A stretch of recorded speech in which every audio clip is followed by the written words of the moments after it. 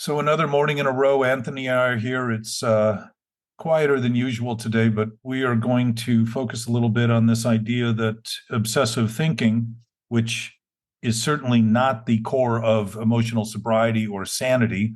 It's the core of imagining that thoughts we have that aren't real will someday be real if we keep thinking about them hard enough and long enough. And that possibility even exists is Yeah. insane, since something that isn't real will never be real. And the only thing that isn't real are concepts, ideas we have.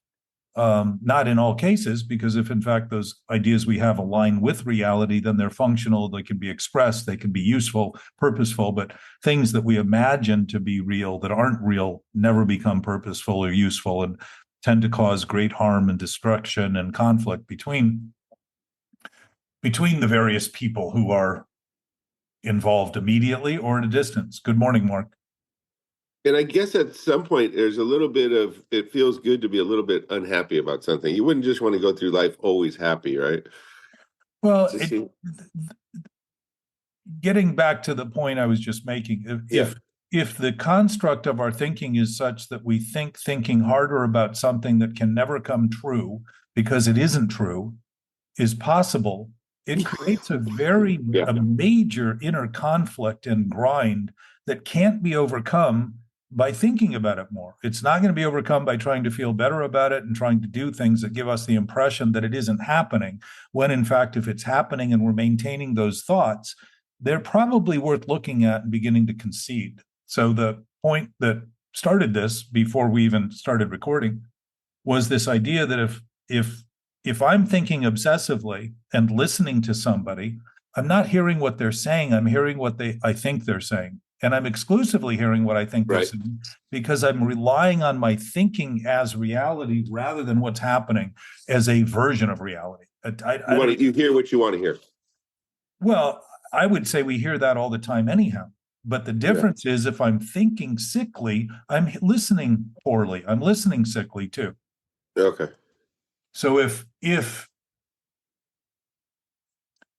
the process that I'm engaging in is presumed to be only what I think it is, I don't hear the other person at all. I hear only what I think. And I see them, as long as they go along with the charade that I'm trying to pull off with thinking that all they are and all that's being said is what I think they're saying and who they are. As soon as that lid gets blown off, I can feel very threatened by that because my life seems to depend on those thoughts coming true.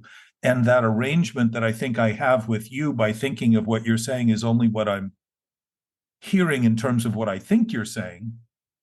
When that alliance is broken, it can leave very desperate, almost violent, if not violent, reactions in the person who's finally been sort of exposed Right. in their own experience. And it is you don't have to expose somebody to simply begin to reinsert what it is you're saying before they might start seeing you as somewhat of an enemy because they thought you were in this conspiracy or confederacy of aligning with the thoughts they were Oh, thinking right. you were saying. And Yeah. all of a sudden feels like a major attack because their life, if who they think they are is based on what they think, and if who I think I am is based on what I think my thoughts are the basis for reality. If someone doesn't agree with my thoughts, it's easy to imagine my life is threatened because the identity I have is attached only to my thinking rather than actually reality or truth. I'm using reality and truth as a mask. But in fact, I'm not talking about reality or truth at all. I'm talking about my own decisions, my own conclusions. Right. And calling it reality and truth. Exactly. So Yeah. in your That point sounds good about to me.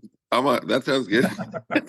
Is that well, wrong? the Is that problem bad? is it certainly seems like a convenient solution, just like smoking a cigarette seems like a convenient solution when you're nervous or having a drink or any of those things. And I'm not suggesting you Right. should do those things. I'm suggesting if that's what you're doing, that's what you're doing. But if we're using those things to feel better about something that's wrong, we're reinforcing the thought that underlies the thing we're thinking. The base thought is that it's not just the thing I'm thinking about, it's how I'm thinking about it. It's that root of I'm thinking it's real, I'm thinking it's true. And as a result, I need to insist everyone else agree with me or else my life is threatened. And we call that ego, but ego, even by definition, is a Latin word, is identifying the I in us, the capital I, not the small I, not this sort of interference that goes on that we call ego. So what's an example of that? Maybe your wife says, "Hey, you're staying out too late, and I don't like you staying out that much," or your boss says you're not working enough. So you're not really going to hear him because Well, you want. let's use you and I. Okay. So I might say to you that you are not, you might say, I keep buying things and I have more Yeah. shit than I need. My house is a Right. mess and all that kind of Right. stuff. And I I like said to this. you earlier, well, that would be an indication you're relying on sick ideas that aren't well in the name of trying to fulfill them and bring substance to them by filling your house, your building, Yeah. your whatever, your storage units, I understand you also have, Yeah. with stuff, and that more Yeah. stuff's going to finally satisfy that. Because it won't So, fit in the house anymore. right, you're going to need another house. So you get to buy a house. But So if you're by doing that yeah. and thinking that's sane, and thinking that's just life and thinking that's normal, it's really the opposite of all those things you're thinking, because you're trying to normalize it and trying to stabilize it and trying to think of it in terms Yeah. seem convenient to do. Denial seems very convenient to be able to ignore something and pretend it's not there.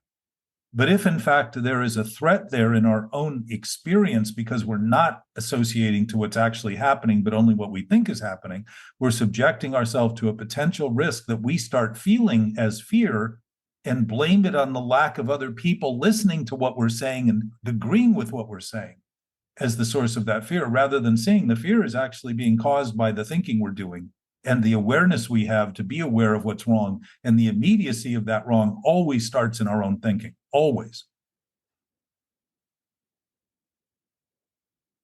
Right.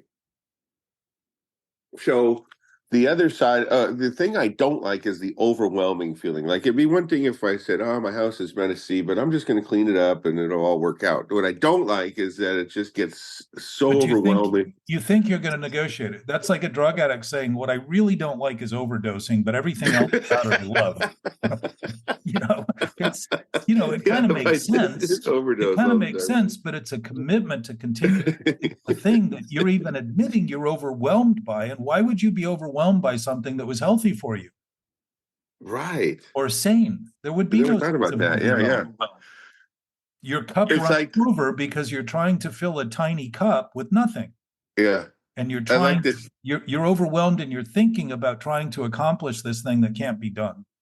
I like that one speaker I heard one time where when he was a young kid, he got in trouble for drinking or something a few times, and he said instead of like just stopping like a normal kid, he said, "How can I make this work?" But that's the whole first step Yeah, about yeah, I'm going to control and drink and enjoy it yeah, someday. As soon as this, that, and the other gets fixed. yeah, yeah. Once I'm divorced, I won't have that problem. Once I'm out of the business, I won't have that problem. Once I have enough money, I won't have that problem. But think of Exactly. how convenient, Anthony, all of those little excuses that we think work because they give us that immediate sense of Yeah. satisfaction and gratification, while the problem continues to grow. And Hmm. we get explosive or implosive as a result, because there's tension building all the time, pressure building. Yeah. And we either turn it on somebody else or we turn it in our own direction. And I would say we probably do both. Yeah.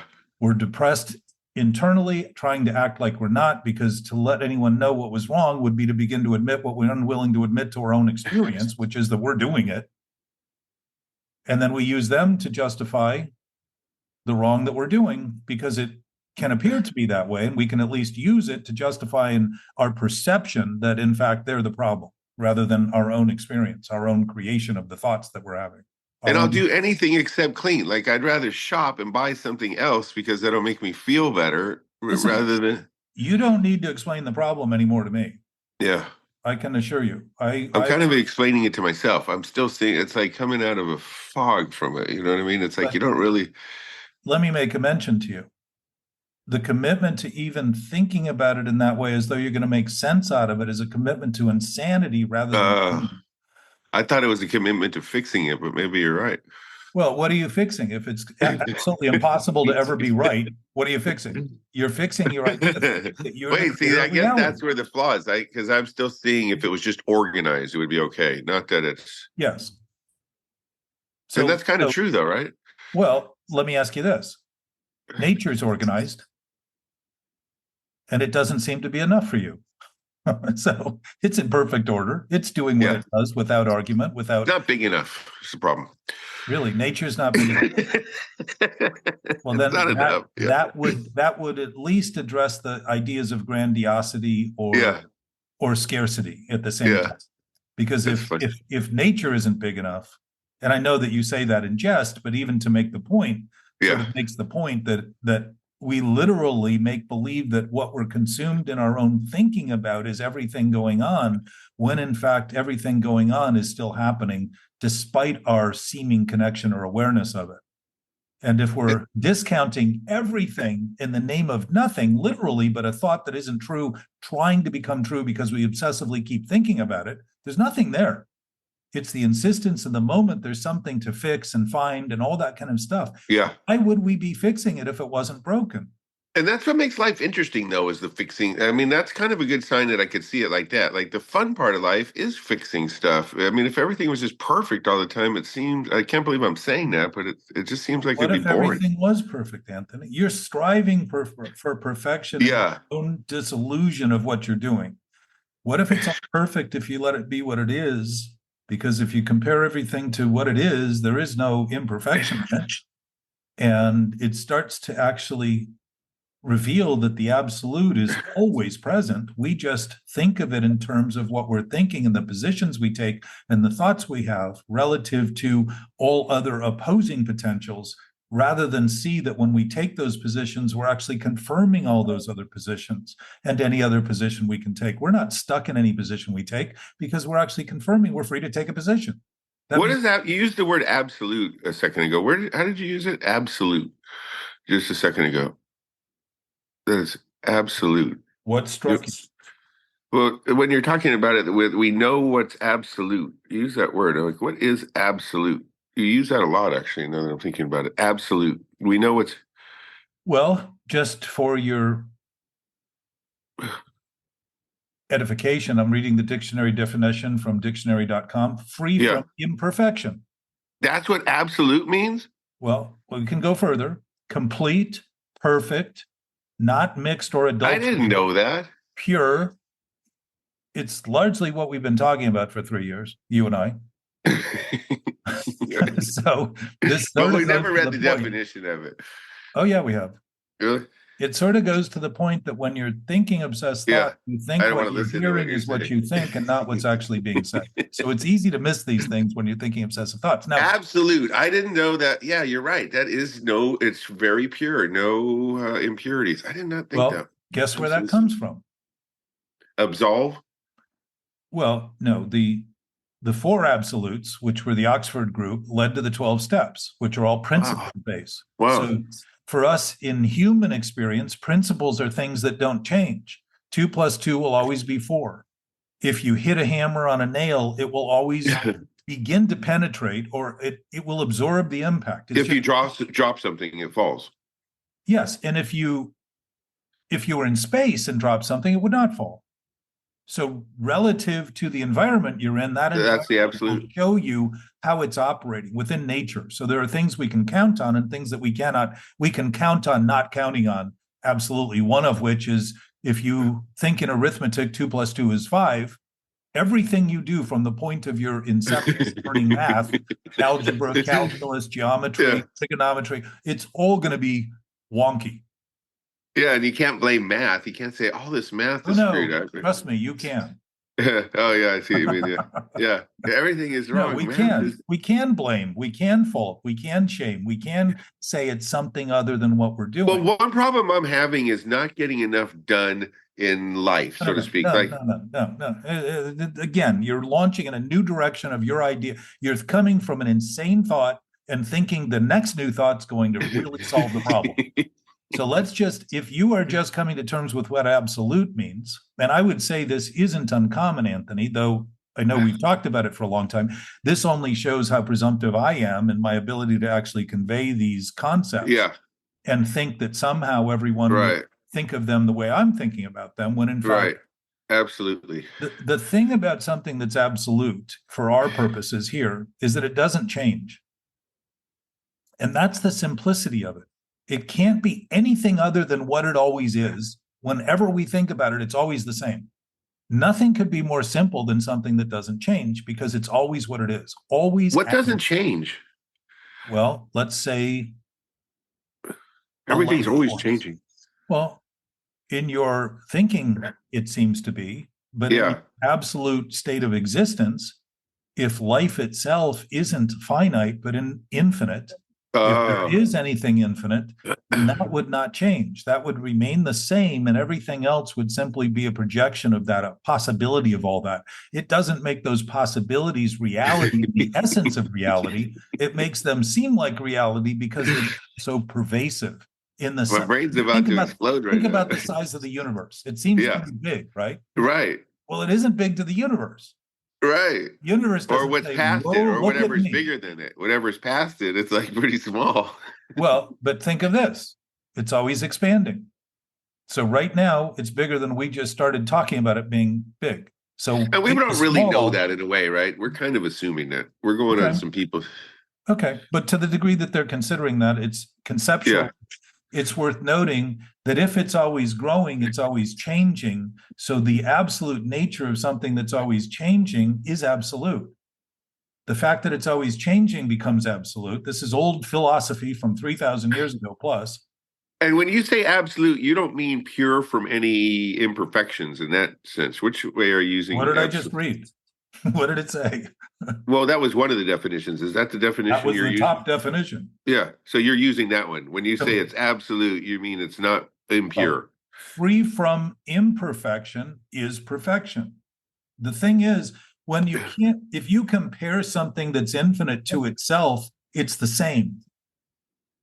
We're used to comparing things to other things. So if I compare me to you, I'm going to find things that you have that I think are more. And I'm going to think then that I am less. If I'm thinking of those things as identifying me as I'm laughing because this is the stuff we started on 3 years ago. Yeah. Well, if you were seeing this properly, you'd be crying. Listen. I mean, exactly. Like the source of grief that comes from this is all the things humans do that are insane, thinking they're sane. It amounts to the entirety of that whole collection of thought. Well, maybe that's where the problem is, because when I'm upset that my house is messy, I'm comparing it to a clean house, right? Yes. But if you compare it to a clean house, it's terrible. If you compare it to how it is, what is it? It's great. Perfect. Yes, exactly. So even in the relative, we have a chance to see the infinite. And I don't have to judge it. My problem is I keep walking by it going, it's not perfect. It's not clean. Instead of just letting it be there and deal with it, that's the problem.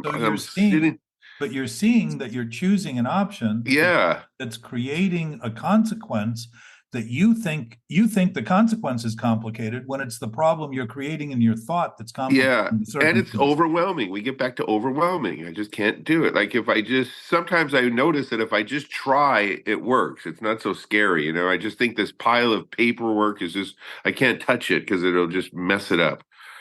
So whereas if you could climb Mount Everest, which I could, and decided you needed to do it in an hour, wouldn't that seem a little overwhelming? Yeah. Every time you try, you'd feel so. When you're taking on an idea that's impossible, we're getting somewhere. Well, I feel better already. I feel like I could. We're starting to talk about not where we're getting, but where we are. So there's no place to go. You're killing me, buddy. No, what's dying are the ideas you have. You think you think somebody scripted this shit. Well, I mean, think of what prescriptions are. Scripts. Yeah, they're scripts. They're written out to help fix these things and have us feel better about them and fix the abnormal conditions that are created. You know, I almost didn't come to the meeting today because I figured there was nothing you could say that's going to help me. Anything you talk about is going to make me more unhappy. And here we are. How many minutes into this? 25. I feel better. Well, because I'm so embarrassed of those fucking messes. I hate the messy room, so I don't even want to talk. Because I know what's bothering me and I can't do anything about it. But at least we're talking about it. I'm seeing that it's not the end of the world. Let me make a couple of points. Please. There is something you can do about it because you're the one making the mess. By the way, if you start letting things Spoiler alert. if you start letting things be as they are, you start noticing you're very central to all those things you've been Yeah. concerned about. Wait a But isn't it second. I'm seeing a interesting? theme here. I guess Isn't it that's the interesting? painful part, knowing that it's you. It's not that I don't know that. I don't want to see that. It's Of terrible. course. And that's exactly why you think there's nothing you can do about it. If I close my eyes, though, it's not that bad. Anthony, if you think it's not you, you immediately think there's nothing you can do about it. And now you seem to have a problem that's overwhelming because it's impossible to think that way and think it's insane and think any good's going to come out of it, because it's not. Yeah. It's all going to be toxic. It's all going to be polluted. It's all going to be contaminated. It's all going to be corrupted. All of it. I'm changing it today. Well, I think you just made a point that you might want to hear me repeat so you can hear what you said. Yeah. And that is that you are at the center of it. It's your choices that you Which I knew. Hang on. You knew in a way that allowed you to make believe that if you got back to that old thinking, someday it would get better. Right? What's the old thinking? You knew it enough to dismiss it and pretend it really wasn't true, because you were going to rewrap your own truth around it so that you could maintain or just beat myself up about it. Say, hey, yeah, you are central. It's your fault. Same thing. Yeah. You go together. You have an insane idea that you can fix the thing by continuing to be depressed about not being able to do anything. There's simultaneous. Yeah, that sums it up right there. But see the conflict, right? In the future of things, if you start having things the way you are, you say, well, this is the way I have these things. And how I'm thinking about them is another way of having them. And if I'm thinking about them not as they are, but only as I think they are, there's obviously an inherent conflict. Yeah, it's not those things that are bothering me. It's the thinking about those things. Very good. Those things are just sitting on the floor. Yes. They're not really doing anything. Where you left them, by the way. They don't have legs unless you're collecting animals. Okay, so I would say this is a marked improvement in the discussion, because often we're looping around the problem, trying to fix the problem. And now starting to see that is also noticing, Anthony, that responsibility is absolute. It isn't a negotiable, optional choice. I think it goes more with desperation. No, desperation would be the ideas you have that aren't true, trying to make them true. That's where desperation comes from. Inspiration comes from absolutely recognizing that absolutely everything is as it is. Truth and reality are true and real. There is an absolute basis for existence that we all are reliant on, because if it didn't exist, we wouldn't exist. And yet, because it doesn't have a beginning, because it's always beginning new for us, yeah, now it gets old, there is no time in it, so it can't expire. It can't. Is that bad? Are we talking about the mess right now? What are we talking about? Well, we're talking about what we call death. Yeah. And I'm suggesting that it's just a bodily transition, but life itself is inherent in the being nature, the spiritual nature of humanity, and I would think including animals and grains of sand and all that, because the underlying makeup of all those things is a molecular structure that's largely nothing. Largely nothing. Yes. Gabe, what's the percentage of space in an electron? Oh yeah, wow. Thousands and millions compared to the actual mass. Yeah. So it's almost a projection, looking big, looking real, but in fact it's a few things, a few little electrons spinning around so fast that it gives an appearance that you're talking about, like a chair, even right now, just anything hypothetically. Grain of sand. Grain of sand has how many molecules you imagine are in grain of sand, Gabe? Maybe we can Google that. Yeah. But the point is, how things appear is how they seem. That is not how they are. Wow. And how we like to appear is a choice we make, but it doesn't necessarily replace how we are. And to think of them as separate things, and one overwhelming the other, is to think incorrectly, so as to think very poorly of ourselves, to have low self-esteem, to be depressed about what we've accomplished, to feel lacking in what we're able to do, to feel disconnected, separate, alone. All of those things come from this simple impression that is actually telling us we're going in a direction that can't be achieved. Yeah.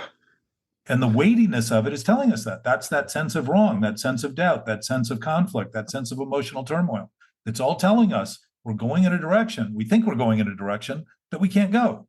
And why? We're already where we are, always. We're always full. We're always complete. There is nothing to do to change that. And so what are we? Free to be inspired in our choices rather than desperate to make the right one. And so we make better choices. We're able So to I could be happy. I could say, God, what a great day. I have the chance to really clean something up and make it look good. But I never go that way with it, right? I would tell you to do the other. Make a bigger mess, and at some point you're going to realize this makes no sense. Well, I'm there. You haven't gotten to that We're point at that yet. point. No, we're there. We were there a year ago, but really there now. And not being able to figure it out. At some point, it's like, God, how did I get here? How about when you're reading the big book to somebody that's very intellectual and you get to the girder, the electrons in the steel beam? How many times does that really wake them up? They're like, wow. Well, again, Bill pointed all of this out, and he talked about it in many, including time and space, and rocketed into the fourth dimension and all that. Yeah. Is on a rock. If a rocket could go the speed of light, there is no time, which means there is no space.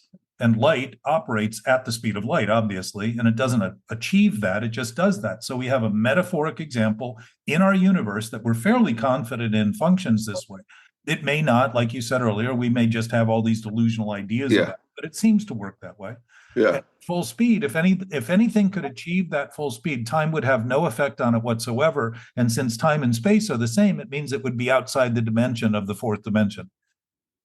And they've already identified that there's many dimensions beyond the fourth dimension. And if those are more essential than the one we think we're in and the one we think we're only in, then to admit it might be healthy for a brain to take its mind off trying to get there when in fact it would be already there, because it couldn't be anywhere else other than where everything is, not just you and I, but everything everywhere, including all the things we don't even think exist.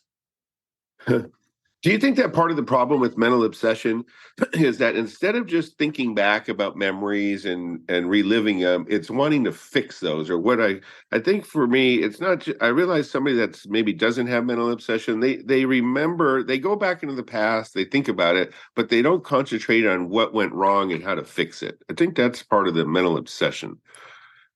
Well, I would suggest that if you're having obsessive thoughts, and you may not recognize them as obsessive. You may think you're really on a mission that you're going to solve and that that's the purpose of your life. Yeah. But it's solvable. First of all, Anthony, there is no past that's other than a thought. So to think you're going to go back into the past is to think you're just going to rethink what happened when what happened is already the cumulative effect of everything that's ever happened is present. So that you don't need to rethink it. It's already here. Why would you think right. that if everything's here and all things have already given it, everything that's ever happened, if it's here now, it's already given you the seeming past and the present. Yeah. Where is there to find it unless you're ignoring what you're doing here? Yeah. There again is denial. This idea that we control it, we're going to leap into the future, we're going to regret the past and doubt the future and be afraid and doomed. When in fact, it's the doomed thinking we're doing in the present that we're feeling. It's not the future we're feeling. We are going to make sure that that future accommodates the fearful thought we have if we maintain that thought to prove the thought is right. And the only reason we want to prove a thought is right is because the thought is wrong. That's why it's an obsession. It seems impossible and hard to stop.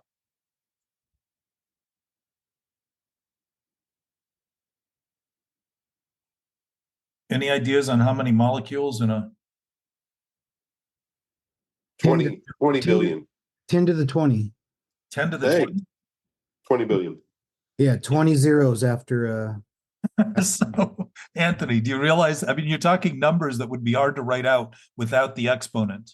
Wait, that was Gabe that said that, though. Yeah, so you're into the quadrillions. You're into way beyond I don't even know what the number would be at that point. But what does Google say about it? That was Gabe's guess. No, that's what Google says, 10 to the 20. Oh, wow. I don't even know what that number would be. I don't even know how to say that. I mean, it's a Google million Plex or something like that. Yeah. Which is where Google really comes in handy. That's funny. But think of that, Anthony. Now, a grain of sand is the makeup of every mountain, every rock, the earth. Basically, it's made up of dirt for the most part. In the inner core, it's molten because it's so hot, it's actually liquid. How do they count that? I'm actually curious. What are they counting? They're How still do you counting. count? How do you count molecules? No, it's just atoms. So some guy gets a pair of tweezers and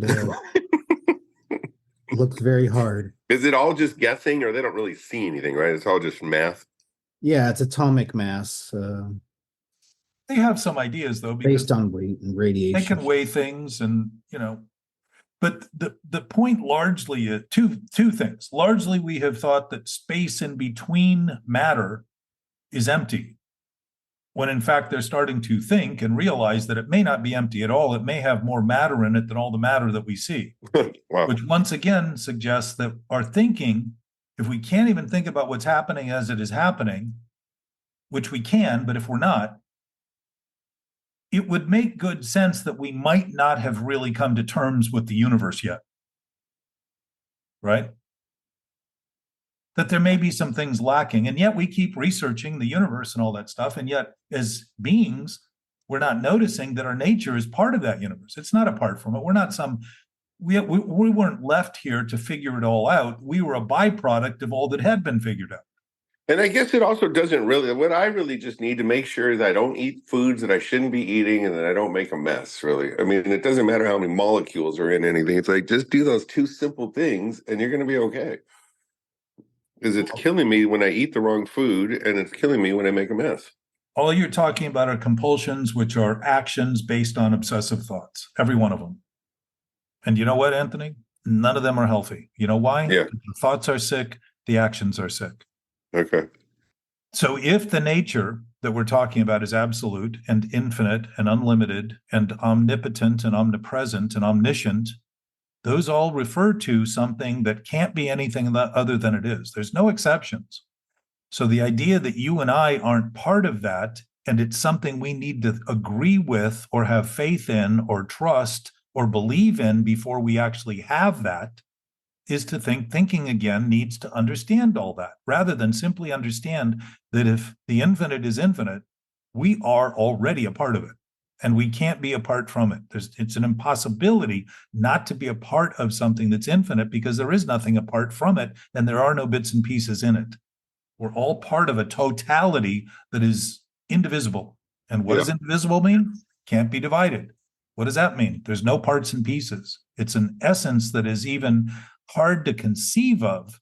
But if you simply begin to admit it exists, regardless of whether we conceive of it, it starts to put thinking on a path that at least is following the leader rather than trying to become constantly the leader, the authoritarian, the dictator of our own experience.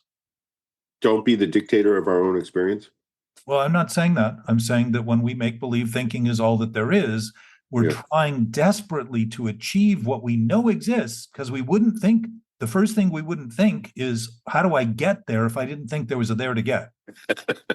But the only reason I'm thinking it's there is because I'm not conceding it's here and now. For us as humans, it's here and now. For spirit, it isn't here and now because they're not based in time and space. Here and now are functions of time and space. That's the essence of our human experience. Yeah. Now, it may well be that our human experience does not reflect the way we think about it, doesn't actually reflect reality and truth in the essential nature of reality and truth. And if it doesn't, then to any degree we miscalculate in our thinking, we are actually making believe it's up to us to determine reality and truth. And as a result, our own seeming reality and truth becomes very dismal and gray and dark and heavy and difficult to manage, and has obsessions with compulsions. As you know, you've been sober how many years? 6. Okay, so I'm 36 years sober. I still have compulsive activities go on in my life. I still eat potato chips when I know I shouldn't. Yeah. They may not be as critical. It's not opium anymore. And I don't think about heroin. I'm not thinking about Vicodin and all that stuff. But at the same time, they're harmful. Yeah, My exactly. interactions become interreactions with people based on the insistence I have to make sure they agree with me before I feel like they're an ally sufficient to love and care for. That isn't love or care. That's actually bondage. It's contempt. It's holding their feet to the fire because I'm not willing to have my feet burned. Yeah. And then blaming them when something goes wrong in the mix, the cocktail.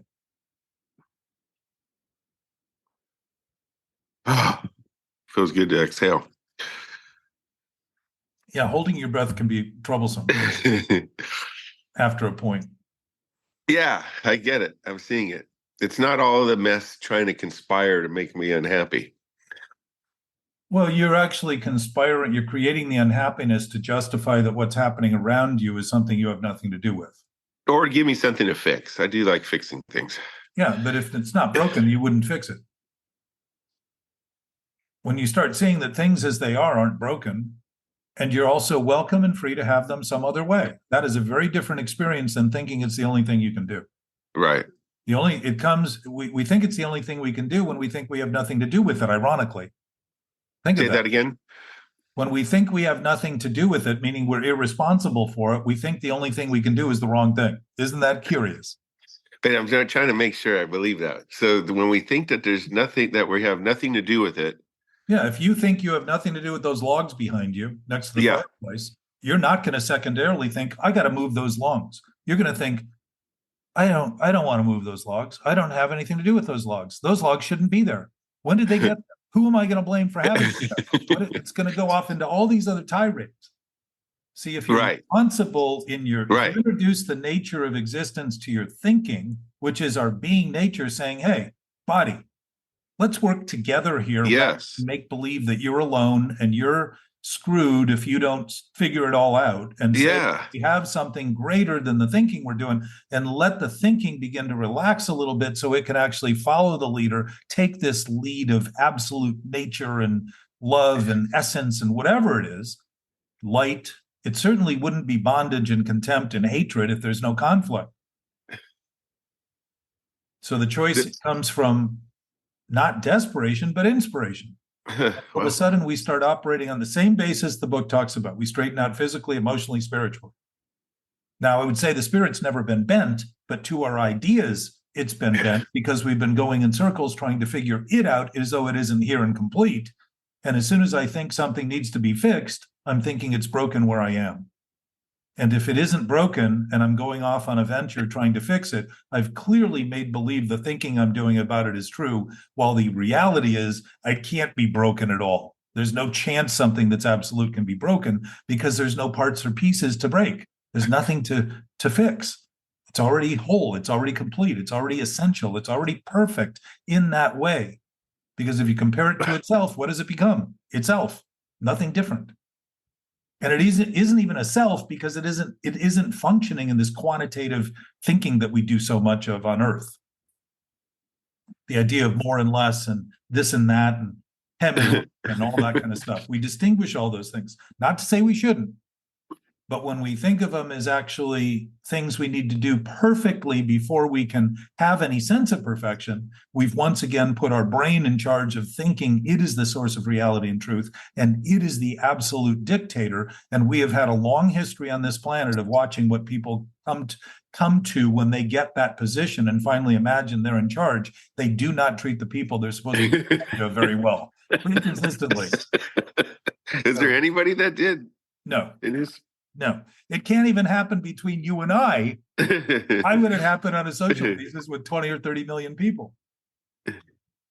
But, insanity is insane. To admit it is actually sane. Right. Now, most people in my experience, including my experience, don't want to say, I'm insane. I have been insane. I have been thinking things that are absolutely not true, that I've been believing in, that I've been having faith in, that I've been trying to have enough faith and belief and hope in, that would finally come true. And what am I doing? I'm like going to the ball and waiting for the pumpkin to take me home. I'm in fantasy land, making believe that somehow or another at the stroke of midnight, I got to be back to the palace or home, or everything's going to. Well, let's use that in a real term. That's a good little example for Cinderella or whatever. But how are you doing that in real life? What are you waiting for the ball and thinking a pumpkin's going to come? Well, you think at some point you'll get enough stuff. Not today. never now, where you are, where everything is. Someday, That's somehow. true, though. That's why Oh, I think yeah. that. Okay. If So I that's just could true. get everything I wanted, then it would be Right. good. So you think you are the creator of truth. This is the point of this discussion. And that's the fun part, is trying to get it. When you start to get everything, then there's no excitement left, because there's nothing left to get. Because you're trying to get what you already have. What's the game? You already have it. You already have everything. You're already part of everything. You're already sharing it with everybody. There's nothing more you can possibly have, which is why you're left lacking when you get more and think you need more, because the idea that you need more hasn't changed in your thinking, because you think what you need is more and more and more, because the way you're thinking about yourself is so less as to not even have any basis in existence. Talk about having no substance. There is no substance in no substance, and there's no basis for it whatsoever. You're not even small. To give yourself the idea that you're small and less than is to give yourself an idea that it even exists. It doesn't. I think I understand that. Well, if you're thinking about something that is a hallucination, where does it exist in reality? In your mind. So it's only a hallucination, right? Yeah. So if you admit it's a hallucination, it's no longer a hallucination, because you're having it as it is. You're just realizing it's just an image I'm creating. It's a thought. It has no basis in reality. It has only a basis in my ability to conceive of things mentally in my thinking. So my brain's capable of doing that. It doesn't make those things true. It just makes those things imagined. And I guess I'm only 20 years too late hearing this, right? If I would have heard this 20 years ago, it would have been very helpful. So what are you going to say 20 years from now if you continue? Yeah, that's what I'm thinking. I better get it down now, right? As long as I get it, we're okay. No, you have it. We speak in terms that confirm that. No, I don't have it, because I still want stuff. I could sit here and go, "Oh yeah, you're right. I shouldn't want." But you have the right to have everything you want. You can do it all. It isn't about not having. It's about having it and then seeing you have the freedom to choose whatever you want. You can go out and get anything you want. The fact is, though, it's not going to make you any more full, though you may enjoy it. But you won't feel condemned by it. You won't feel contempt for it. You won't feel that you're better than somebody else because you have more, and you won't feel you're less than somebody else who has more. Or I could beat myself up another way. Like if I have a guitar that I really like, I'm like, God, I really don't play well enough to have that guitar. So then I'll just find another thing to be upset about. It's like I have what I want. So clear about it that you maintain the obscured idea that somehow you're going to fix it. Yeah. Well, that's not right then. Don't even think you're going to fix it. Well, it isn't even that. There's nothing to fix. Wow. There isn't anything to fix. I never went there. I never tried that. Well, think of it. If it's a delusion, what is it? Yeah. God, that's pretty freak. Because I'm sitting here my whole life trying to fix what I can't fix, and it never gets right. The problem with insanity is thinking it's real, thinking it's safe. Thanks, Jack. It's just a potential we have in our own thinking. It doesn't mean it's our highest potential. It means that we can do the worst thing and think it's the right thing. It's kind of like just surrendering, I guess, in a way. It feels like a surrender. Very good. It's a concession for sure. Yeah, it's like you're not going to fix it. It's not even real. The whole problem is just in your head. It's so much easier. All right, so being there as we are and talking about it now as we are, let me make a couple of mentions to anyone who's listening and anyone who's going to begin to try this on, because... Wait, hold on. Let me turn off my listening real quick. So you have your mute button to blame. Yeah. If in fact this is accurate, and I'm not telling anyone it is. Yeah. Everybody has... Because you don't even know. I know what I know. You sure? But I'm not going to speak to what other people know, because what you think you know is not what you know. And I don't want to give anyone the impression that I'm presuming because they think they know that they know. I know they know. If there is an absolute knowledge, I know they know. But I'm not going to confuse my words and my ability to convey these ideas with them thinking they know, because thinking you know in real terms, not thinking you know in wrong terms, but thinking you know in real terms is knowing that you know. When you start realizing you know what you know, the thinking and the impact of the thinking and all your relationships, you know how people talk about their life passing before them when they die? Yeah. Yeah. You know why that happens? Because there's no time left. So They get to do the thing they've been thinking they didn't have to do because there was plenty of time and I don't have to look clearly at this. All right. But all of a sudden there's no time left. So what do? Start noticing what's happening and their own awareness of what's happening. When you start to concede this, Anthony, if you're talking about this accurately, and it sounds to me that we've had a little bit of movement here today in terms of a direction that you're noticing is a concession. Desperation. But all you're conceding is the thinking you're doing that's delusional. So you're really not conceding anything. You're just starting to not be preoccupied with all the ideas you have about truth and reality being only what you think. Well, I start thinking I'm not perfect. Like I see these glaring things. Like a perfect Let person. me assure you, when it comes to the thinking you're doing about who you are, you're absolutely right. And that's a perfect person wouldn't do this. That's what I tell myself. Why are you not perfect? So, Anthony, you're thinking of yourself as who you think still, and you're going to. And I'm going to tell you that as you begin to make that concession, you just started to notice. Right. You're going to see with clarity the depressing, depraved, anxious-ridden nervousness and sickness. And, as I've mentioned here before, I had a serious panic attack from this. My whole body turned gray. Yeah.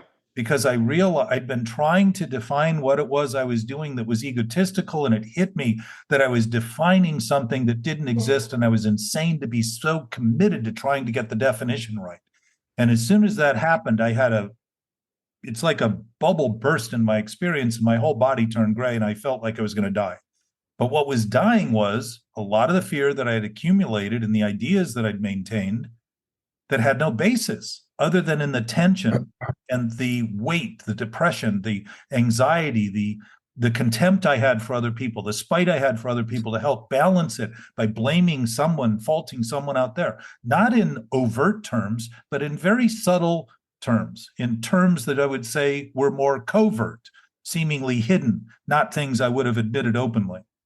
But I talk more freely about it now because I realize I can do that any day. I can come up with an idea any day that's not right and think I need to defend it. But noticing it, it begins to dissolve rather than be resolved all the time with trying to feel better and trying to do things that give me the impression things are better while I'm not actually getting to the core of the issue. That is, there's nothing wrong in the essence of any of our existence other than what we think about it in the present now.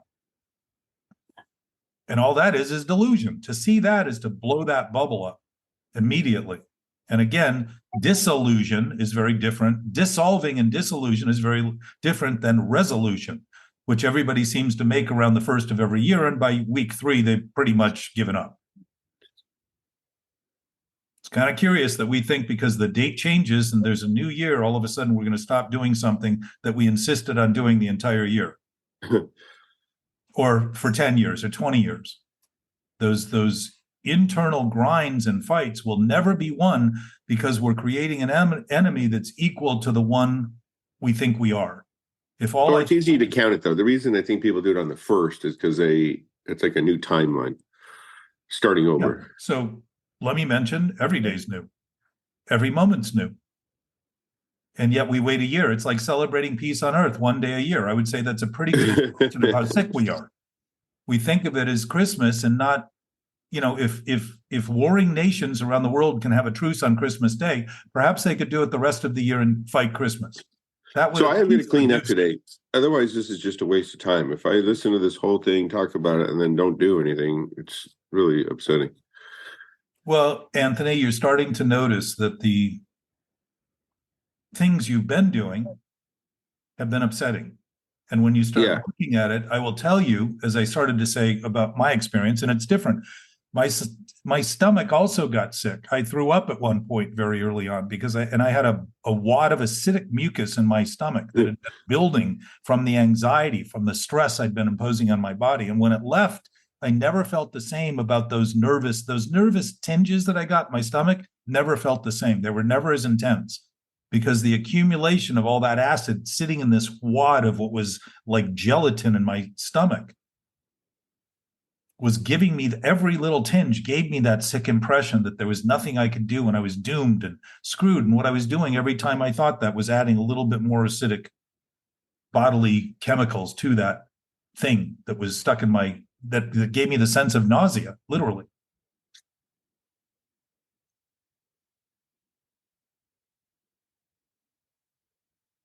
To be overwhelmed to the point where we become desensitized is to ignore the nature of our sentient being, and the nature of our sentient human experience is about sensitivity. It's about awareness. It's about sensibility.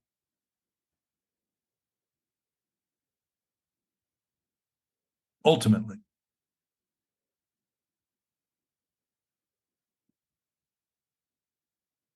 So I know my mission now. Don't eat things that aren't good for me, and don't make a mess. Well, I think it's a little more fundamental, and I think my experiences, Anthony, and my own thinking is that you're beginning to grasp something that seems new to you, which would tell me you've been thinking otherwise this whole time, despite the fact that we've been talking about it. But I will also assure you that this did not come quickly to me, because I have a tendency toward defiance and denial and delusion and defensiveness. And I thought those things growing up were the nature of maturity. And what I've realized is it's really the nature of immaturity. Because I'm not actually growing, I'm getting better at maintaining things that are bad and worse, and thinking that I've got it under control while they continue to grow and grow and grow. Yeah. To the point, as you pointed out, you feel overwhelmed. Why would I feel overwhelmed? Even the word overwhelmed is a bit odd, because the word whelm means overwhelmed. And yet we sort of double down on the word to give that's how bad it is. You're overwhelmed. Yes, we're even overwhelmed. It's like you're hard. So even our words sort of reveal that we've been aware of this, but not wanting to do anything about it productively, not wanting to look at it accurately and see that the words have actually, through history, melded their way into making seeming sense where it makes no sense at all. I think part of the relief for me is mentioning it. Like, we're recording right now. It's out of it's like something I never want to talk about, because it's so upsetting. And it's like, now it's out on the table. I'm looking at it and I can fix it, rather than pretending that it's not really there, or just it's only hating it. your history of making believe who you are is what you think, and as a result thinking that now everyone else thinks less of you because you're actually talking about who you actually are, rather than that self-induced state of mentality that's given you these impressions. Yeah. And it's kind of like that on a social media platform. Like, whatever you're posting on your Instagram is kind of who you think you are. You only post this thing that you like. You never post stuff you don't like. So it's like, it becomes who you are. So can I offer you a suggestion, Anthony? Don't post anything? No, not that I normally ask if I can offer you, but I'm asking this. Yeah. In doing what you're talking about, and noticing also that you have this self-consciousness is defined as undue regard for appearance. Now think of that.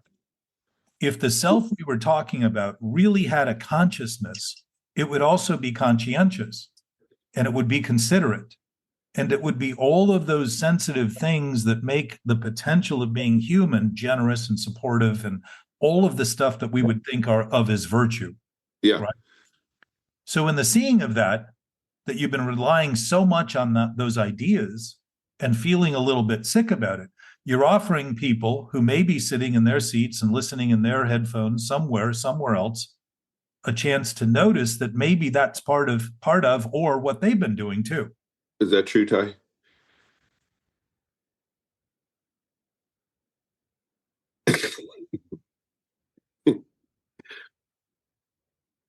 No answer. He's thinking about it. It looked like it was really grasping that. If we have a common nature and it's absolute, again, what does that mean? It's simple because it doesn't change. Free of impurities. Exactly. And imperfection. So it's perfect. Why is it perfect? There's no parts or pieces to compare. Where does imperfection come from? Comparison, contrasting, thinking of things. No, I don't have to judge myself because I made a mess. That's just something totally different. It's not my personality traits. It's not who I am. It's just, I happen to be really messy.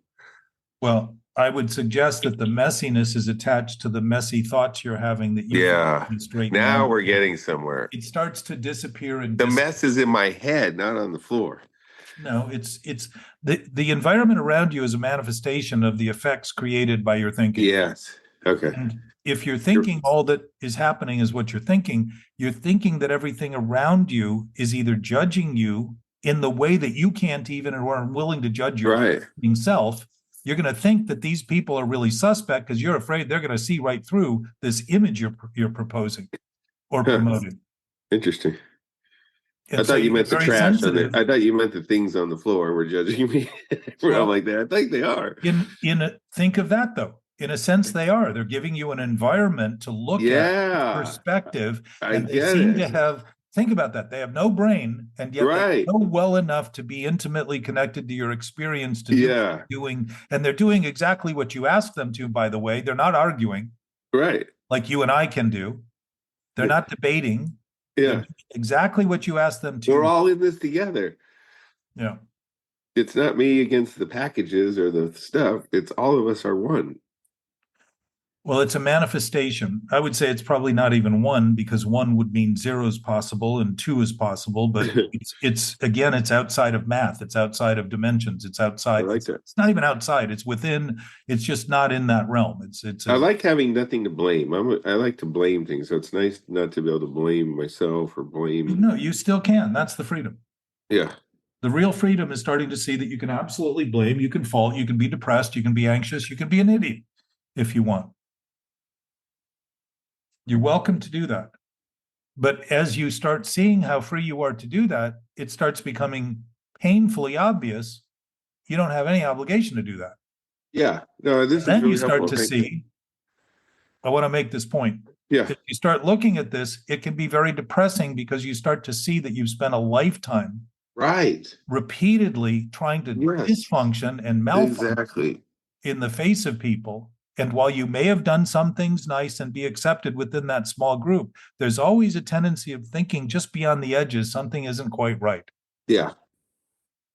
But that reckoning doesn't take 40 years to get over if it took 40 years to be produced, because it's as quickly as you notice that the absolute nature of existence is absolute right now where you are. And as you begin to align your thinking with it, you see that that's actually thinking's purpose, is to express that nature.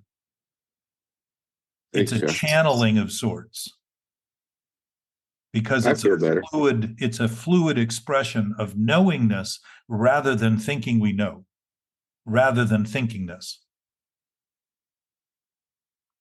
And the division is no division at all at that point because it becomes a seamless combination. John JP talked about that a week or two ago.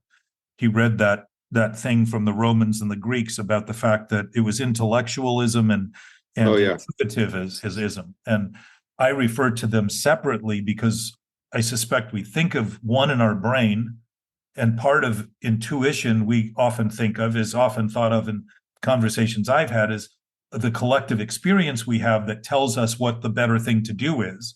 But the ultimate intuition is not a process of experience. It's an absolute knowing of peace and calm. And as a result, we can recognize in the decisions we make, the disturbances are indicating something is incorrect in the choices we're making, not in the reality that we're based in.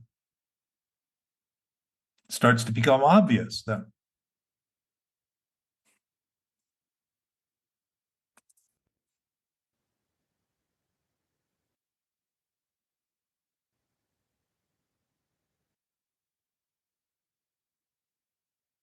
Yes, you're right.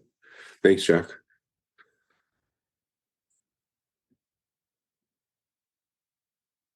So it isn't what I say. It isn't what you say. It isn't what you think. It isn't what we think. It's what we know. And if we know what we know, we all know that. If there's an absolute state of being that knows it knows and is aware it's aware, that's our state. Absolutely. The Big Book talks about it.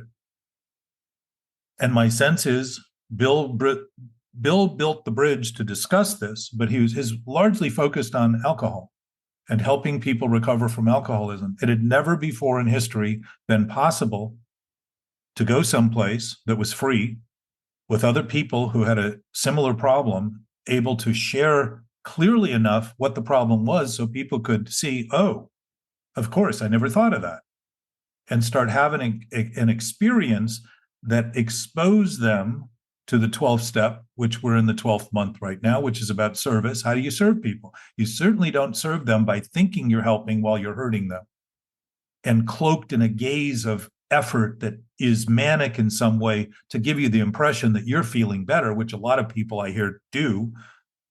They feel better because they do service, but if they're using it to feel better, it's exactly what drinking used to be. It's not about feeling better. This is about getting better at feeling, not feeling better. If I feel worse, there's a good reason for that feeling. It's not an accident. It's not a coincidence. It's a coincidence to the thinking I'm doing. And if I feel bad, I'm thinking a bad thought. If I'm feeling worse, I'm thinking worse than I normally might, or that I know better. If I know better, those things become clear. If I didn't know better, all that confusion would not seem confusing at all. It would seem to be the only thing I could possibly do. So at absolute source, being simple, is at peace. There's no conflict. There's no fight. There's no righteousness in it. There's no defensiveness, denial, delusion, defiance, none of that. So all things that happen within thinking.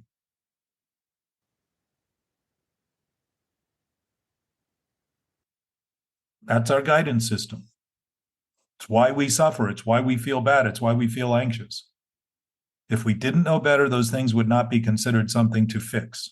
They would be our highest point and our highest achievement.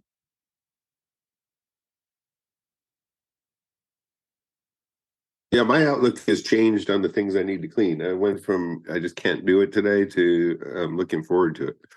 So maybe that's just like having a physical coach, training coach. You need somebody to go, you got this.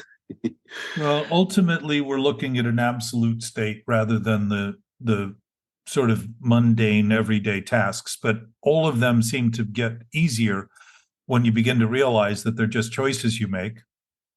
And if you choose to make believe you have nothing to do with them, you're going to think there's nothing you can do about them, and that causes a conflict, because the fact is you're responsible for everything. And if each of us are responsible, it doesn't mean I'm responsible and you're not, and we now need to take the burden of everyone else. It's an equalizing source because it becomes the same for everyone, just like an absolute nature is the same for everyone. It can't be different if it's absolutely always the same. So it can't be different for you and I, but I can think of it differently and I can imagine it's different. And I can do all those things which give me a sense of separation and departure from other things and a sense of loneliness and disconnect and all that kind of stuff that happens. Apathy, because I can't seem to ever fix it. So I become apathetic and I just give up. And that's just another form of depression. And inactivity in the place of facing failure and finally admitting, well, of course I'm failing. I can't do what I'm trying to do. It's impossible. Impossibility has never actually been possible, surprisingly.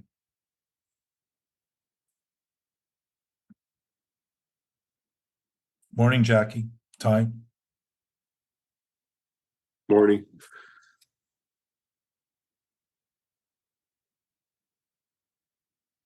So this couldn't be simpler, and as a result, is super easy to complicate. But if you begin to just notice the complications are all coming from free choices you're making that you want to make. Again, being responsible means you want to do what you're doing. Doesn't mean it's healthy. It doesn't mean it's the best thing you can do. But if it's the only thing you're doing, it is the best thing you can do in that regard. Doesn't mean you can't get better. It doesn't mean there are not other options. That sense of condemnation that comes within the obsessive thinking is exactly what drives all compulsions of every sort in every way. And none of them are healthy. None of them. It also includes reactivity, which I experience pretty regularly. I know when I experience that I'm defending something. That creates impulsivity, meaning I can't always sit still when I'm uncomfortable with something I'm doing. I think I need to get up and move around and do things to kind of overwhelm rather than sit with it and say, look, I'm being given a clear message here. If I sat for a minute, took a breath, and lived with that discontent and lived with that disarming discomfort and all those things, it might make a difference in my own thinking awareness, because now I've at least conceded that there's something going on that isn't right. And the relationship I have to it begins to align with what's not right, rather than think I need to escape it and even think there's something to escape. If the perpetuation of these things is always in a present thought, there isn't anything to escape. It's just the beginning of seeing it's my thinking that's causing it in the present, not what I did in the past. I can say it was so that I can say, well, I've got a bad habit and I can't stop it. But that's exactly what addiction is. If any of us have stopped any addictive tendency, then we know it's not true that there's nothing we can't do. And the only thing we can do is the same thing over and over again. We know that. And if we haven't experienced it ourselves, we know other people who have, that seem to be operating on a much different basis in a much freer form, which is another indication that to maintain the idea there's nothing I can do is an absolute lie. And lies only exist as long as they are thought to be true. That's the sum total of this insanity in the present moment.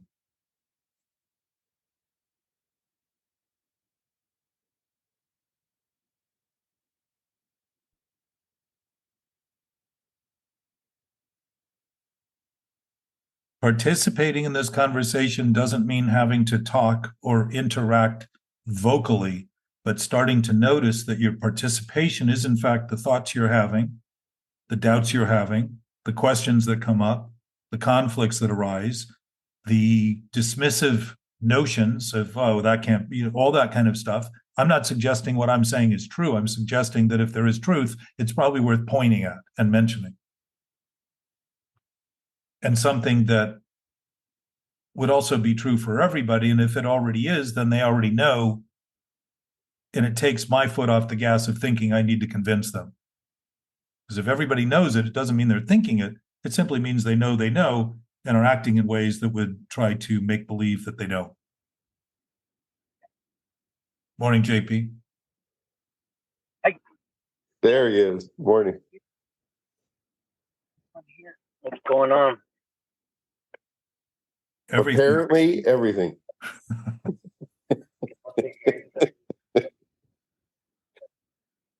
Mark, welcome back from your long trip.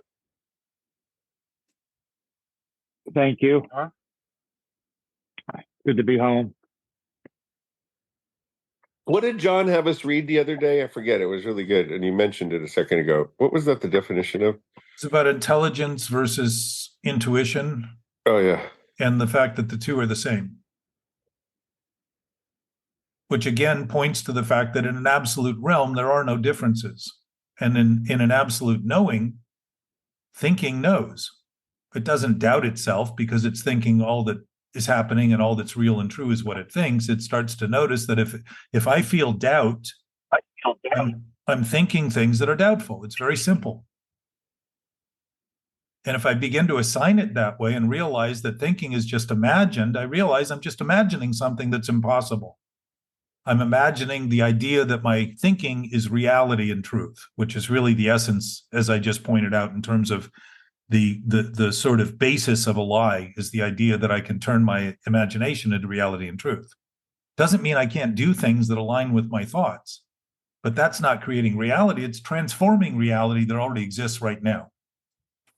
Nothing we've ever made on Earth came from anywhere other than this universe. So it was an existing reality that we just changed the shape of, or the articulation of, or the color of, or the size of, or the use of.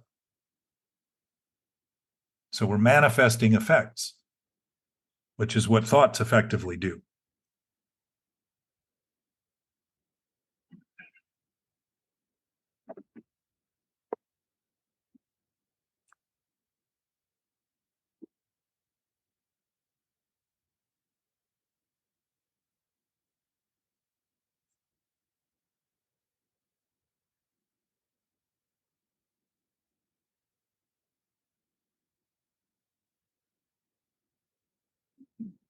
You, Anthony, can you hear me?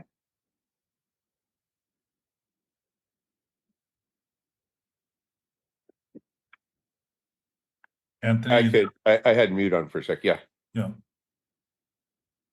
Oh, were you talking about the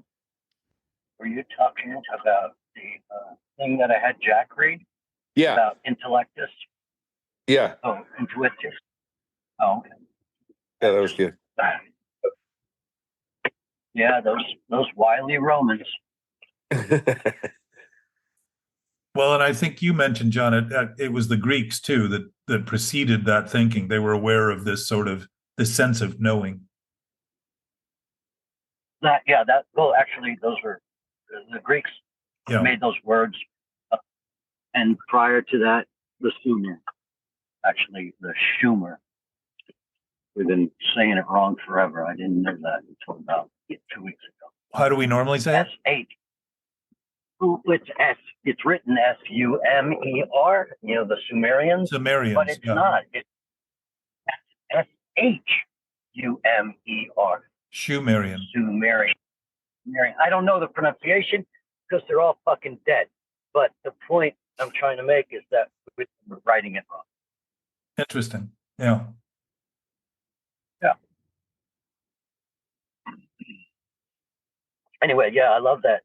I love that Greek, the difference between the two.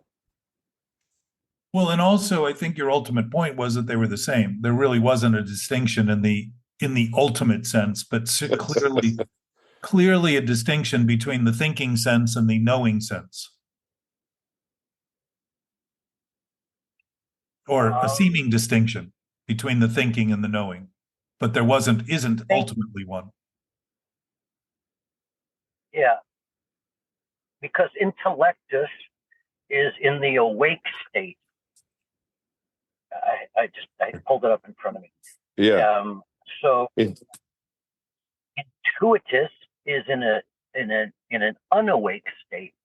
So if you think they're the same, then you think they're the same. But well, that would speak to conscious and subconscious in our modern terms. It would, except that you're talking about things that they talked about that didn't fit into nice neat categories like telepathy for one. Like what? Which is intuitus.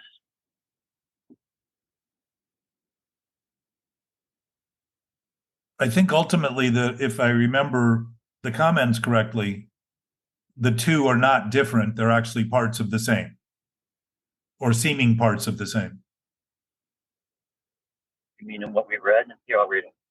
Yeah. I got it. The ancient Romans, really the Greeks, identified two major terms which apparently refer to two different kinds of thought processes. We continue to use them today, but in quite different ways. The Latin intellectus was referred to the process of thinking while in an awake state. Thinking was based on the physical senses, but included the senses of emotional feeling, the will, and decision-making based on perceived evidence. The Latin intuitus was taken to refer to anything that did not fit into the parameters of intellect, but which anyway influenced persons and what happened or was to happen to them, I think that's really important. It was considered that intuitus was greater than the individuals, but that individuals had a kind of... We're losing you. Intuitive thought processing capability. Some had more of it than others. So it would be a modern version of the absolute being a knowing, and I would say that isn't thinking, but it's a knowing sense because it's a being nature that isn't in doubt. It isn't in conflict with itself because it can't think of itself as right or wrong. It can't think of itself at all because it's a knowing nature. It's absolute, versus the thinking we do about that absolute thing.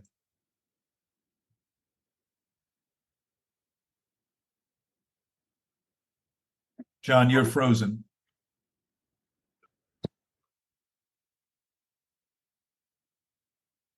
Mark, you're on twice now, so we might get feedback if you... There we go.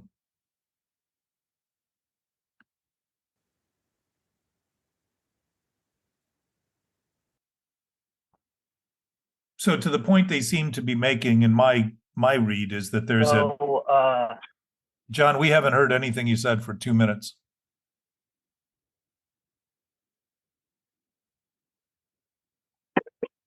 Well, how convenient is that? Not sure. You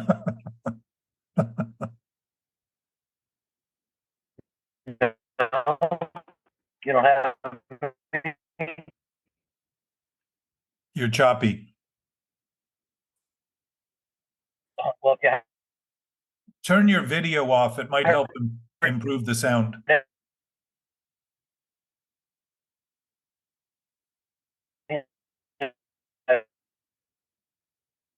We can't hear you, John.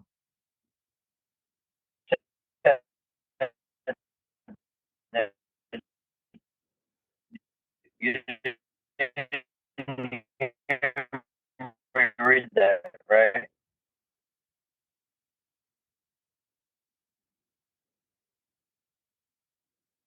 Any other thoughts on that? Okay. Oh, well. John, if you turn your video off, you might have better bandwidth for the audio.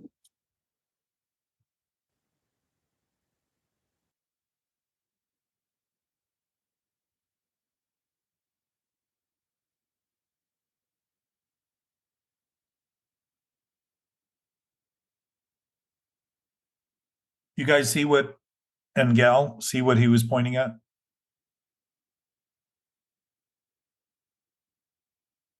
Jackie, Gabe, Mark, Ty? Yeah.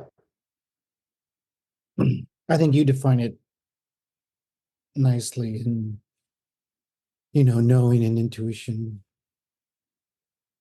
in today's terms, I think. I think the subconscious aspect of it is interesting too, because they considered, as is all, talked about in the 12 steps, the spiritual awakening of the 12th step is the ability to begin to notice and pay attention to the absolute nature of our existence. It's wakening to the spirit, meaning that in our thinking about our thinking, we seem to be asleep to that spirit, which meant that there was something going on in our dreams that we held to be reality. And I think it was the Russian philosopher Gurdjieff or something, I forget how to pronounce his name, but he said that humans have been thinking they've been dreaming they're awake. In their dream state, they've been thinking that they're awake, which would mean that they're not actually awake. They're within this sort of realm of thought that seems to be life and reality, that's completely devoid of it, to the point that we're not interacting with it, while we're in fact fully engulfed by it and essentially can't divest ourselves of it. It's impossible. So there's a lot of freedom in that. There's also responsibility that comes with that, because choice by its nature isn't something that happens in an absolute state of knowing, because there's nothing to choose since everything already is. So the choices, bearing the responsibility of those choices, becomes weighty if the choices we make are not aligned with reality in its essence, in the generous nature and the supportive nature and the loving, considerate nature of its essence, because in reality, everything works. It's already working. It's not what we're making of it. It's what's already in existence. It doesn't need to be made up. But if we express it, we function better. We achieve things. We apply it. Anthony, you said it earlier. This doesn't mean anything unless I start to apply it. Right. And the application of it is where the rubber seems to meet the road, because you start to notice that there's a lot better capacity to notice what's working, and a lot better capacity to sit still when you realize you're on the verge of trying to do something that can't happen. It creates a natural sense of pause and reflection, which is contemplation, which is an interest in growing our thinking's awareness and educating our thinking in terms of what's happening around us in ways that would be beneficial, not just to us individually, but to everyone. Since if we're expressing an intimate, absolute knowing that's intuitive, it would be the nature of what we already know in total, everything, everyone, everywhere, always. And so the actions begin to align with that. They begin to be more obviously in that direction. Anyone who's done any kind of work in sobriety or any kind of pro bono work where you're just there to help people, there's a certain satisfaction that comes with that, because it really reflects the cooperative nature of our nature. which is to better each other rather than to take and hurt and harm and wonder why we feel at risk. Right before you eat a bag of potato chips, how do you rationalize it? Generally with fuck it. Oh, you're right. Fuck it, or yeah, just a straight denial. But in a way, though, it shows how petty I can be in my thinking to imagine that's a solution, and also know that there is a certain satisfaction in it, Yeah, but it isn't worth the regret of living with that constant reminder that somewhere in me I'm not facing something honestly. I'm uh-huh. not dealing with things face first. I'm avoiding, and I'm using that to think that I can avoid that slippery slope while I'm racing down the face of the mountain. So, and I, with my daughter, this whole experience I'm having with her, I'm realizing that in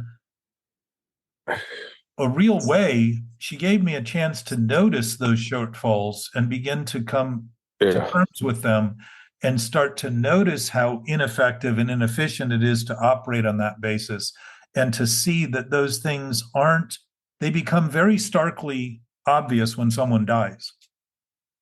And why do we wait to death? It's really the death of our own thoughts about who we think we are that we're afraid of letting go of, because we think it'll kill us when you said it earlier, Anthony. It's killing me. It isn't. The idea we have about who we think we are never had a life to begin with. It's all been imagination and fantasy.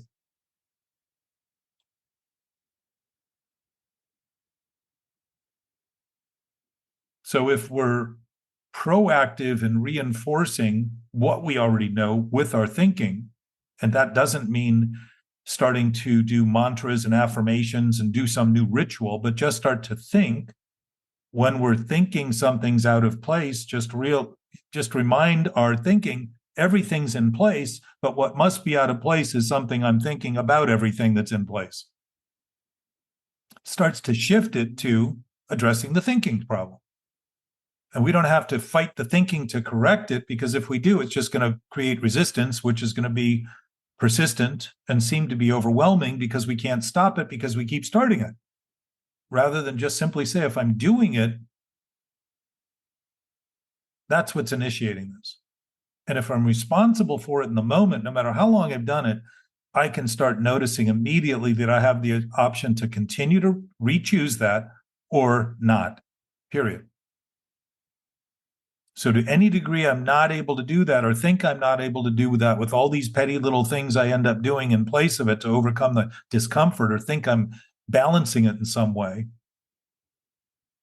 if I'm not willing to sit with those things, they are going to persist because I'm asking them to. I'm asking to do a dance with them that I'm going to have my toes stepped on, and so too will I be stepping on everyone else's toes. I'm doing that freely, and it's sick to do something like that freely. That's the insane part of it.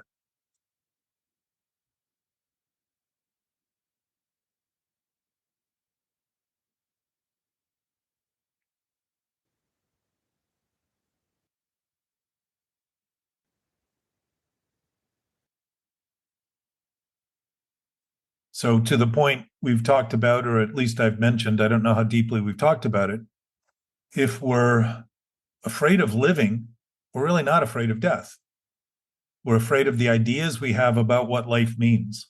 And the temporal ideas we have as being all that life is, this physicality and this expiration date that we all have. And we don't know what the date is. And so we live in anticipation of that as though it's something to dread rather than something to absolutely expect. Diminishes our capacity to express an abundant, absolute nature, rather than simply try to righteously confirm the wrong thoughts we have are right by fighting for the self that is nothing more than imagined.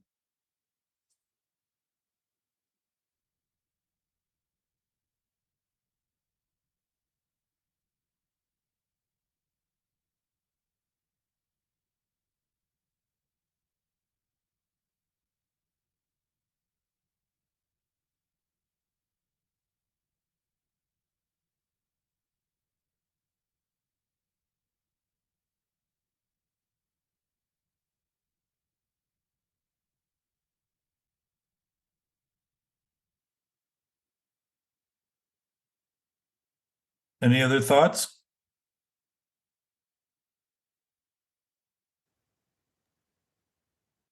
Anthony should spend money on other people like me.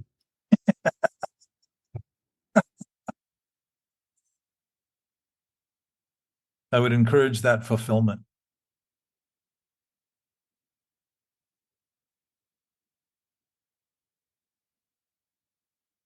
We all have a chance every moment, given that we are absolutely where we are, to look at it within our thinking and start to dispel the rumors that become perpetuated and we make believe are true and real, and absolutely nothing we can do with as a result.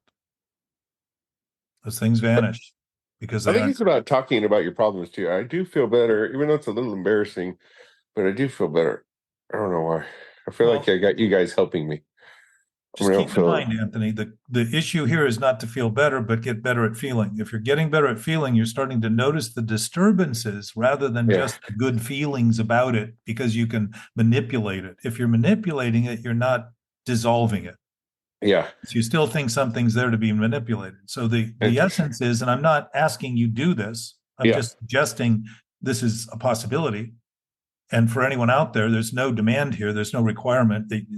My sense is we're all doing what we're doing freely, even when we're sick. We're just doing it within the context of what we think is right because it's wrong. And that's a sick thought.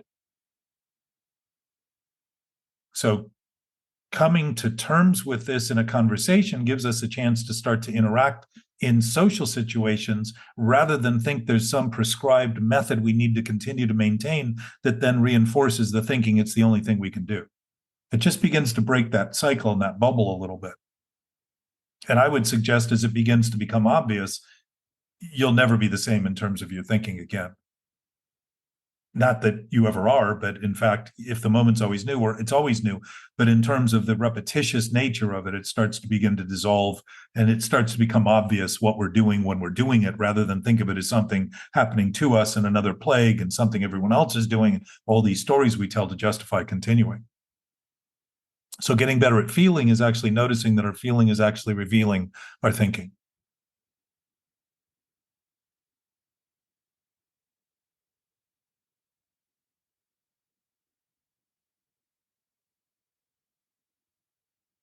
But I appreciate, Anthony, I think you were very open today and I appreciate it a lot. And I think looking at the problem without being consumed with the problem is one way to start to look at how this interface can be seen as a step in the direction of beginning to see that it's just illusion that we're maintaining in the present thought that what we're thinking is real and true. I guess I use the same rationalization when I'm not cleaning as like, fuck it. As potato chips. It's like, fuck it. Yeah. A bucket of fuck it. Well, it would also be easy to compare in time the difference between that impulse where it used to seem inevitable and like there was nothing at all you could do, and you wouldn't even think about it, to where you begin to contemplate, is this really the best thing I can do? I mean, that's somewhat of a transition in the direction of at least being able to look at what's happening rather than be in that state where it almost seems intuitive just to do the thing because you're not thinking about it at all. Thoughtlessness is not the goal of intuition. Intuition is a sense of knowing that you know, not a sense of thinking you know when what you know isn't right or all you know isn't right. The idea that everything you're thinking is truth and reality.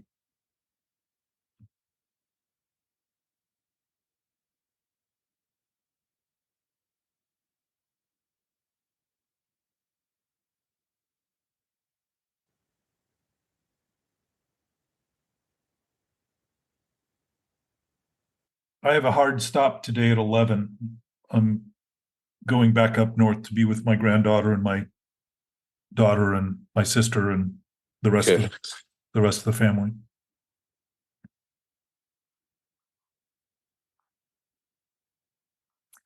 I enjoyed our beach walk yesterday, Gabe. I think that's a new direction. Yeah, well, you mean our beach stand? Our beach stand. Yes. Why, you weren't walking, you were standing? No, we walked to a place and then just stood there. But it was fun. It was a beautiful morning. Wow. Beautiful. Yeah, it's amazing. I was down there this morning before the sun came up and there were already three guys. It was dark and there were three guys in the water surfing. Now that I'm back, I'm looking forward to making those. Yeah. We're doing it from my house now, Mark. So I'll text you well, you've been here. You know where it is. And Yeah. there's plenty of parking in the morning at 7. So it makes it easy. It was nice to have the non-sober normie spouse with us too. I think bringing Yeah. a different perspective. Yes. Well, it left me with a lot to think about also, because there are plenty of advantages in being sober, because anyone who is had to make some major concessions, at least in respect to, or with respect to, the one symptom that they were struggling with. If it's alcohol, if it's drugs, prescription drugs, whatever it is. The idea that we're powerless over it actually is a segue to beginning to see it's not the drug that we're powerless over, though it may be that our body is allergic to it, which was identified in the big book with alcohol. It is the thought about it that compels us, the thinking we can control it and enjoy it, the thinking that someday it will get better if we do more, the thinking that circumstance, once it gets better, I won't have to drink, I won't have to use. And all those thoughts conspire, and we create that conspiracy to give us the impression that continuing to do it makes sense. But it's a thought. It's just a thought. My sense is the ultimate allergy. If an allergy is an abnormal reaction, it means it's a knee-jerk automatic reaction. It's not a response. It's not a responsibility. It's not the ability to respond. It's not something that's contemplated and considered. It's something that seems to happen without any thought whatsoever. And I would say that's how thoughtlessness works. It's a knee-jerk. But in fact, when the knee jerks, it's designed to jerk like that. When we jerk that way, it's because we're entertaining abnormal thoughts, because an allergy is an abnormal reaction. And the abnormal thought for humans is to lie, is to think that a lie is true. And as a matter of fact, a lie is only a lie as long as it is thought to be true. There is no lie when a lie is a lie. That's true. So it's that issue. If we're thinking our thinking is reality and truth, we are engaging with reality and truth on the basis of a lie.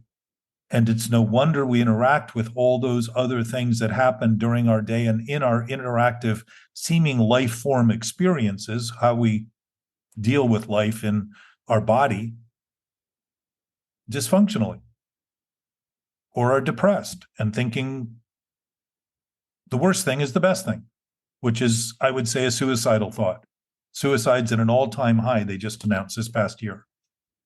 We talk about the statistics openly and how bad it is. We don't talk about the source of it and how common it is. I would say talking about it is worth talking about. To your point, Anthony, if you're talking about a problem honestly and actually looking for a solution, then it's not a questionable question.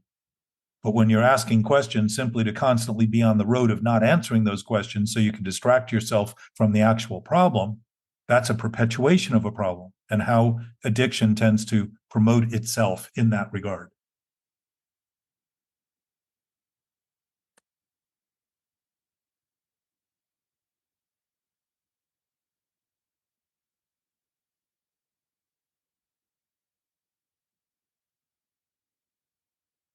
So I'll be around by phone if anybody wants me, and otherwise gone for a little while.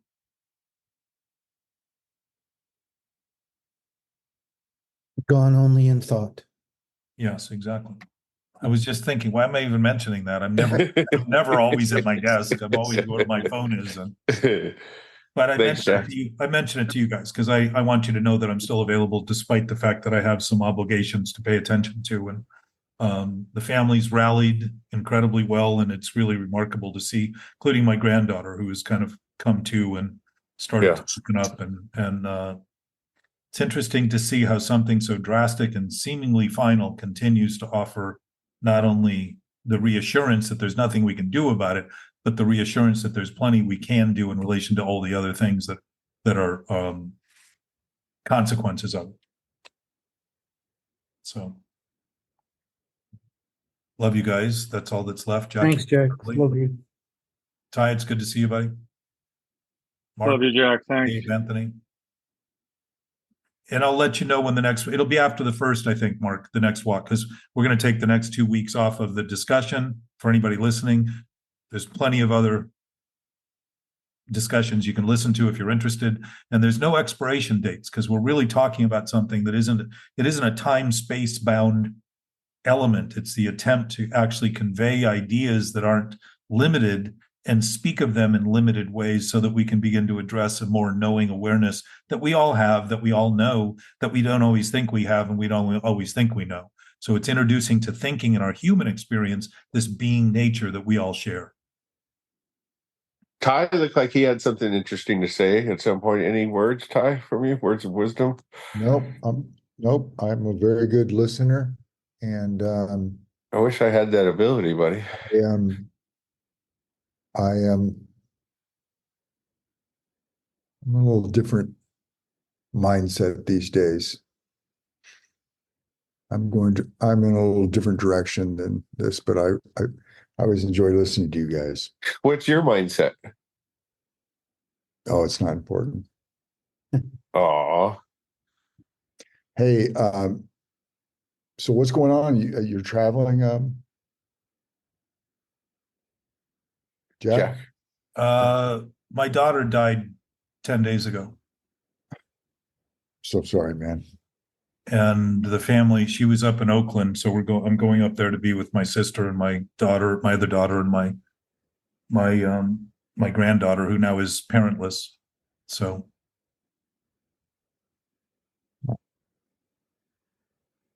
All right. so it speaks to this conversation, because in fact we think of death as final, and in the human experience it certainly is, but there's an absolute nature to that finality.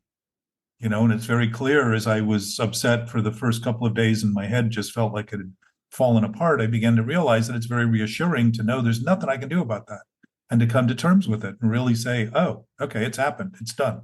That's over. Now what? And really begin to operate on this basis. And I began to see that there was no tribute I could give her that was any greater than learning from that absolute nature of finality, something that would reaffirm this absolute nature of our existence while we're here, which isn't always easy to convey.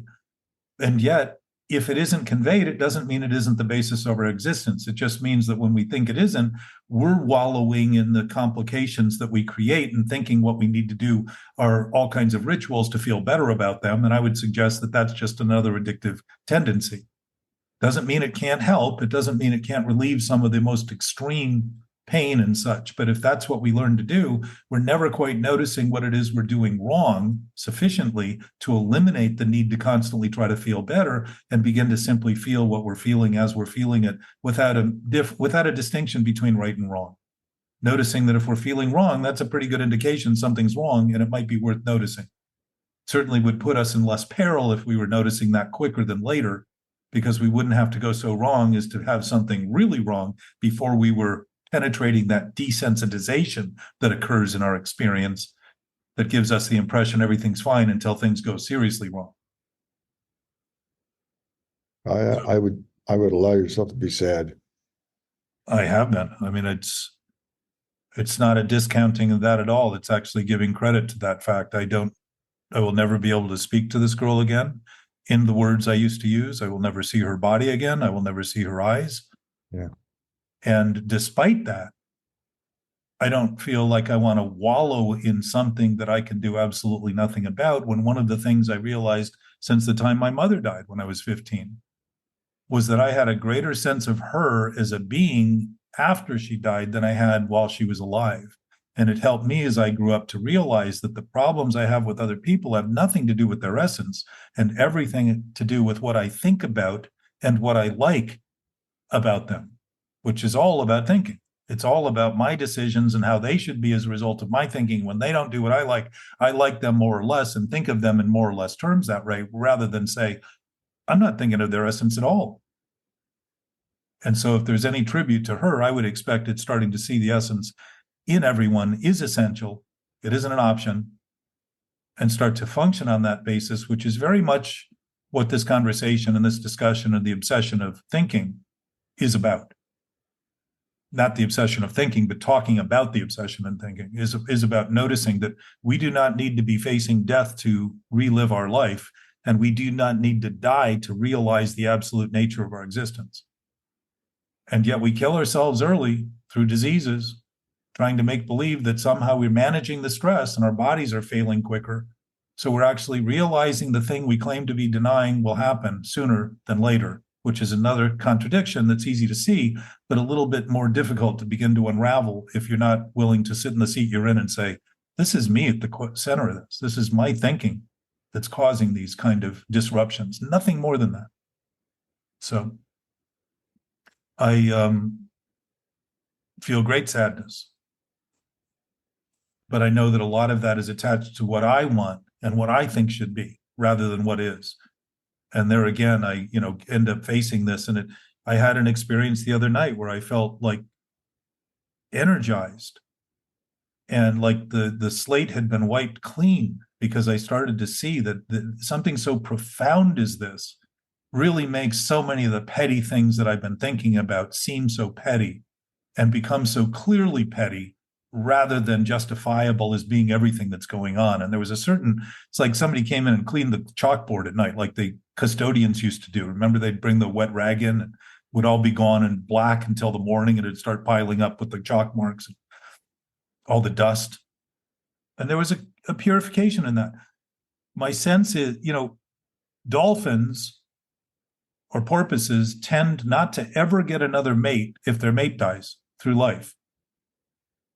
They honor that mate, that memory, that presence. But if if our presence doesn't go away because it isn't based in a body, then she is no more gone than anyone else who has ever been gone, because the same shared experience that we naturally know is an absolute state of being still exists. And if my focus is simply on the human end, again, I'm trying to give thought credit for reality and truth rather than wrong thought being the only thing that I'm experiencing in relation to the pitiful thoughts that I have of self-pity and all that. I'm really thinking of myself in relation to what's happened, not her. And there again would be a major problem in my relationships on earth if all I'm thinking about is what I think rather than who people are in their essence. So what I know is we're all heading wherever people go. And in a sense, it seems so surprising that we think of it as something that should never happen when it's absolutely guaranteed. Even taxes don't seem to be guaranteed anymore. But this seems to be a guarantee of birth. And yet we don't seem to be afraid of those days before we were born. And yet we seem to be incapable of thinking about death, because you can't think about death if you're not alive. Now, as Ram Dass elegantly says, we're all just walking each other home. Walking each other home? Yep. Yeah. And we're home walking. We're actually there. So my sense is I don't have this all right. I don't need to have this all right to talk about it. I've only known that I've thought about it too long not to talk about it, and that I want to talk about it more so that it can be more engaging. And collectively, we can begin to admit some things that might not come as quickly if all we were doing was thinking about the stories we told and the problems we have and the isolated versions of this self we make believe we are. My sense is there's enough going on in the world to recognize that something seems to be seriously wrong enough that could easily be righted if the totality of our experience began to be clear as something we're all sharing, not something we all need to, not something we're all creating individually or separately. Our thinking seems to be separate in the sense that we all have the freedom to choose what we think, but that does not dominate reality and truth, because we're products of reality and truth. So they're essential to our experience. But yes, I feel sad. Especially in talking about it, I seem to bear a joint weight with others in this sort of horror that we think of in relation to it. And I've certainly carried that through my life and in my experience. And it seems like something that will often happen to others, but not me.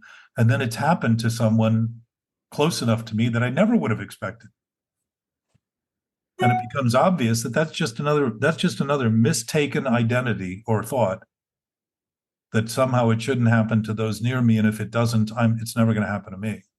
When in fact, the real thing I'm afraid of letting go of and dying is the idea that my thoughts are reality.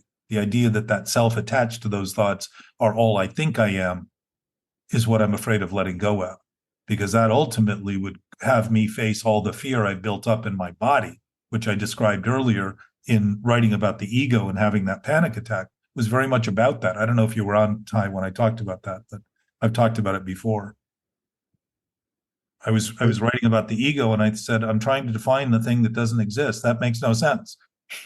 And in an instant, my body turned gray. I mean, I literally got filled with cold, icy, my knees, I could barely walk. I had to go outside. I was at a place at 5 a.m. having a cup of coffee.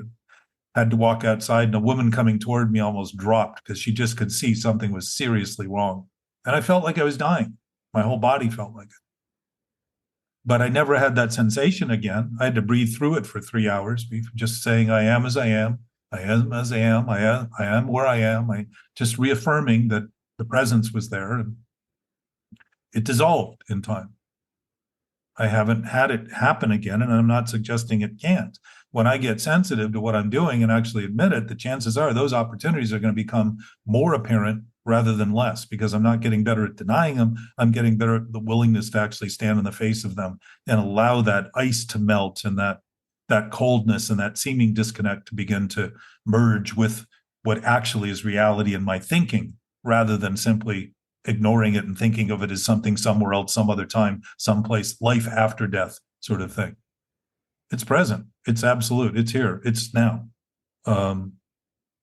So I don't know that I think about it correctly, but I talk about it because I want to get better at talking about it, since talking is so indicative of what we're thinking.